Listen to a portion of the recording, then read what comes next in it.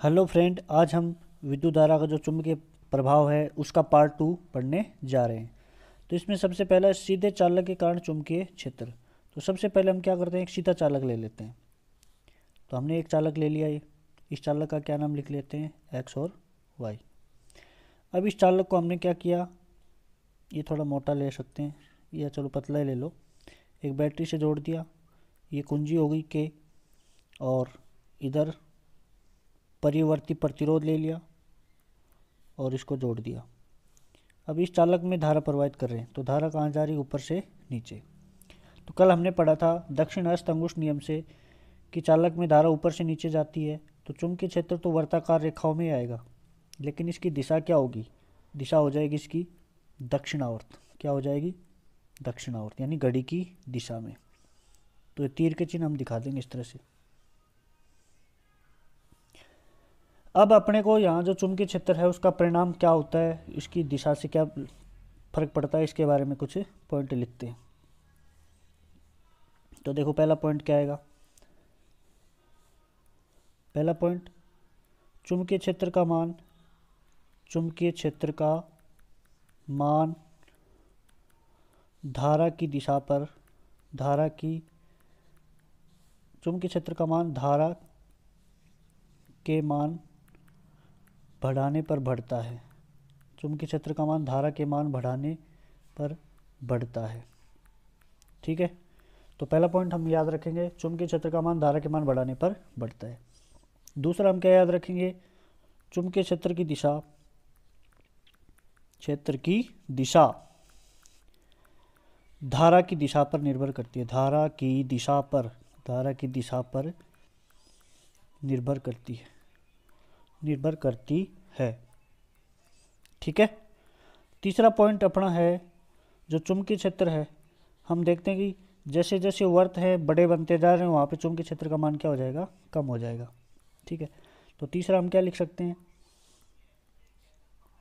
चालक से दूर जाने पर, दूर जाने पर चुंबकीय क्षेत्र का मान, चुंबकीय क्षेत्र का मान घटता है, मान घटता है तथा वर्तों की साइज बढ़ती है, वर्तों की साइज बढ़ती है। ठीक है, तो ये अपना हो गया सीधे चालक तार के कारण चुंबकीय क्षेत्र कैसे निकालते हैं। ठीक है, तो इसका स्क्रीनशॉट ले सकते हो आप कि सीधे चालक तार के कारण चुंबकीय क्षेत्र क्या होता है, धारा के मान पर निर्भर करता है। जैसे जैसे धारा का मान बढ़ेगा चुंबकीय क्षेत्र का मान बढ़ेगा। दूसरा हम याद रखेंगे, चुंबकीय क्षेत्र की दिशा धारा की दिशा पर निर्भर करती है। यदि धारा ऊपर से नीचे आ रही है तो चुंबकीय क्षेत्र की दिशा क्या हो जाएगी, दक्षिणावर्त। अगर धारा नीचे से ऊपर जा रही है तो चुंबकीय क्षेत्र की दिशा हो जाएगी वामावर्त। तीसरा है कि यदि चालक से दूर जाएंगे हम तो चुंबकीय क्षेत्र का मान क्या हो जाएगा, घट जाएगा, और वर्तों की साइज क्या हो जाएगी, बढ़ जाएगी। ठीक है, अब अगला, अब अपना है वर्ताकार पास में चुंबकीय क्षेत्र कैसे निकालते हैं। तो सबसे पहले एक सीधा चालक तार हमने जो पढ़ा था उसी के अंदर क्या करते हैं अपन, तार को वर्ताकार रूप में मोड़ देते हैं। तो जैसे हमने एक तार है, इसको हमने वर्ताकार पास में मोड़ दिया, वर्ताकार पास में इसको इस तरह से मोड़ते हैं। ठीक है, अब हम इसको क्या जोड़ देते हैं, बैटरी से। किससे जोड़ देते हैं, बैटरी से।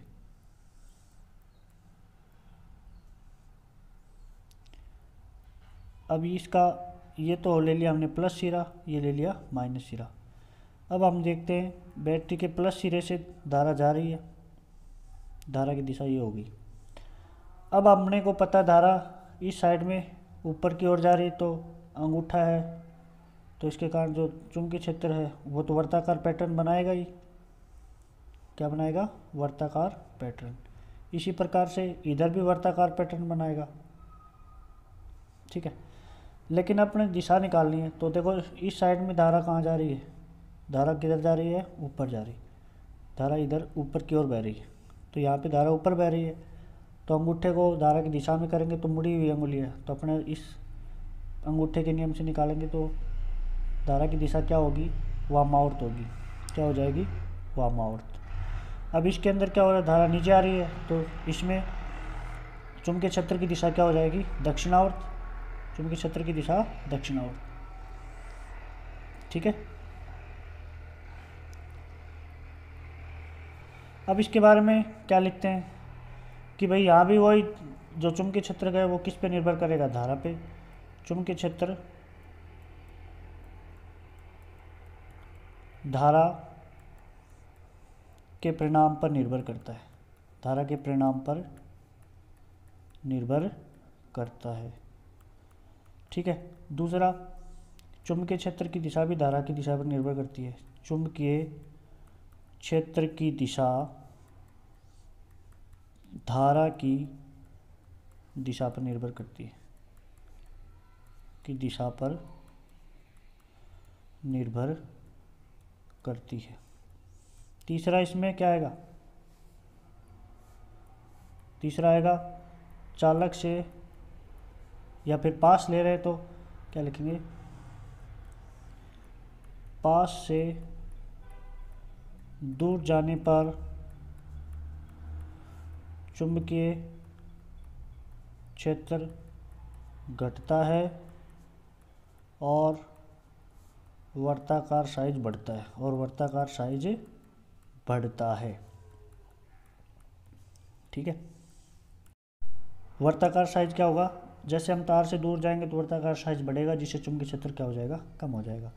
अब अपने इसी में प्रश्न पूछ लेते हैं, यदि कुंडली में n घेरे हैं, कितने घेरे हैं, n फेरे मान लो, घेरे नहीं फेरे, n फेरे हैं तो चुंबकीय क्षेत्र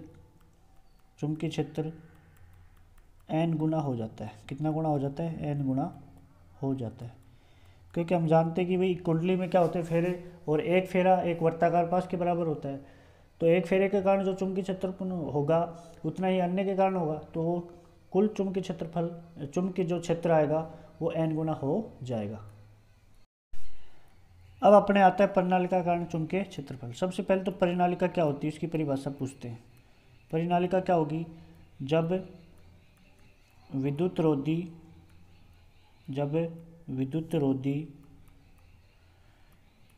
तांबे के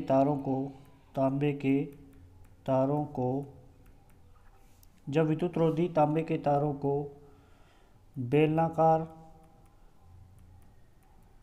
बेलनाकार आकृति में कुंडली के रूप में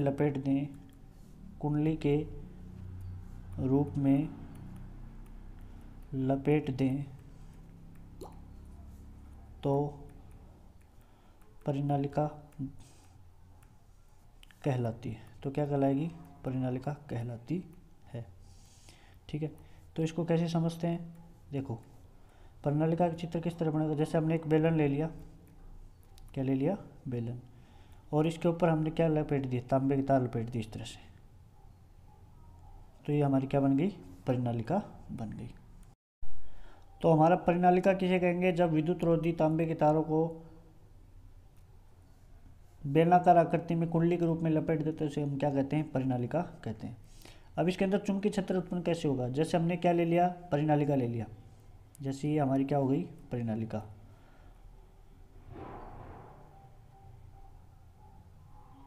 ठीक है। और इसको हमने बैटरी से जोड़ दिया, ये बैटरी का प्लस सिरा हो गया और ये माइनस, और ये कुंजी के हो गई, ये कुंजी के हो गई। अब ने देखा कि यहाँ पे बैटरी है तो यहाँ पे धारा प्रवाहित भी होगी, तो मान लो ये धारा हो गई बैटरी की। ठीक है। तो इस परिनालिका में क्या होगा, चुंबकीय क्षेत्र रेखाएं उत्पन्न होगी, तो इस तरह से ये वर्ताकार पैटर्न बनाएंगे, इसी तरह से नीचे बनेगा। ठीक है।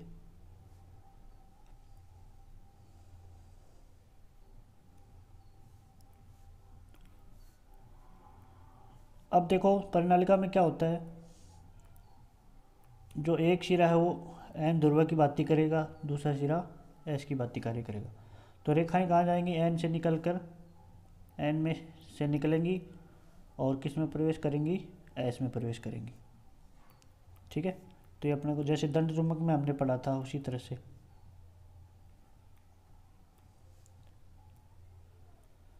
तो ये अपने को चित्र आना चाहिए, प्रश्न परीक्षा में प्रश्न इस तरह से पूछते हैं परिनालिका के कर्ण चुंबकीय क्षेत्र का नामांकित चित्र बनाइए, तो ये चित्र बना देंगे। ठीक है, अब इसके बारे में कुछ लिखते हैं। तो पहला पॉइंट क्या लिखेंगे, यदि परिनालिका में धारा प्रवाहित करते हैं, धारा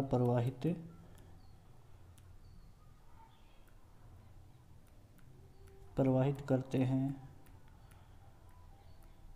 तो यह दंड चुंबक की भांति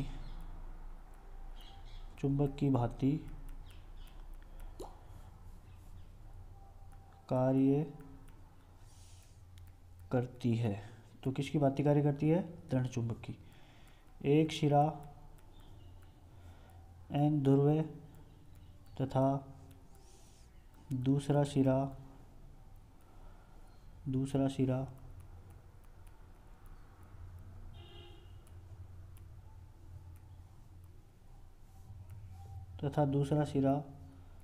S ध्रुव की भांति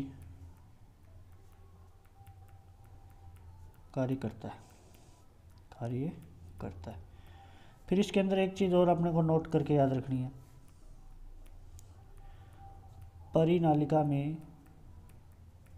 परिनालिका में चुंबकीय क्षेत्र एक समान होता है। चुंबकीय क्षेत्र कैसा होगा, एक समान का मतलब मान एक समान होगा। तो आपसे प्रश्न पूछ सकता है कि परिनालिका में जो चुंबकीय क्षेत्र होता है वो कैसा होता है, तो हम क्या बताएंगे, एक समान होता है। ठीक है, तो ये हो गया अपना परिनालिका। अब अगला आता है विद्युत चुंबक क्या होता है। विद्युत चुंबक देखो हमने अभी पढ़ा था परिनालिका, ये क्या है, परिनालिका है, इसको हमने बैटरी से जोड़ा था, हमने इसको किससे जोड़ा, बैटरी। अब यदि हम इसके अंदर कोई नरम लोहा रख दें, इस परिनालिका के अंदर क्या रख दें, कोई नरम लोहा, जैसे अपन अलग चित्र ले लेते हैं। हाँ, ये जैसे परिनालिका के अंदर जगह रहती है, इसमें यदि हम नरम लोहा डालते हैं तो ये किसकी तरह व्यवहार करता है, चुंबक की तरह व्यवहार करता है। तो इसे हम क्या कहेंगे, विद्युत चुंबक। तो क्या परिभाषा लिखेंगे इसकी, परिनालिका में लोह चुंबकीय पदार्थ, या फिर ऐसे लिख लो चुंबकीय पदार्थ। परिनालिका में चुंबकीय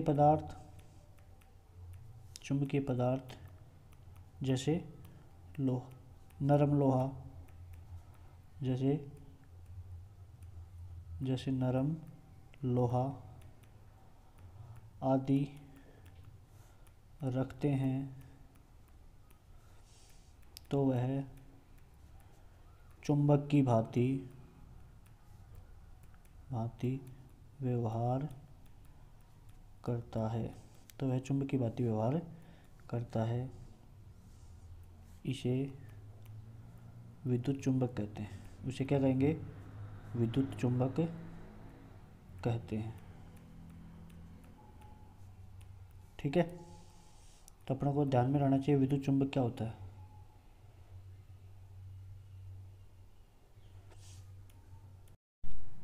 अब अपना जो क्वेश्चन है नेक्स्ट, फ्लेमिंग का वाम हस्त नियम। तो वाम का मतलब होता है उल्टा हाथ, यानी बायां हाथ। तो इस नियम के अनुसार बाएं हाथ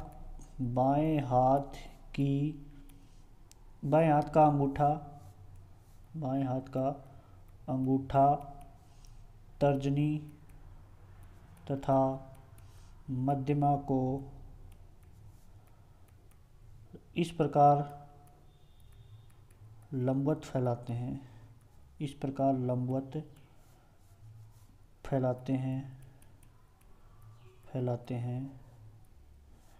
कि अंगूठा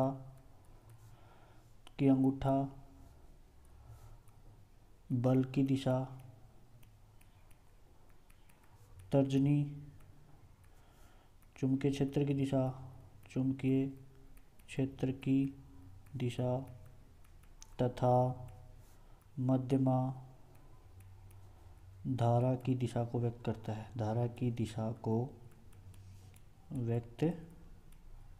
करता है। ठीक है, तो ये अपना क्या हो गया, फ्लेमिंग का वाम हस्त नियम।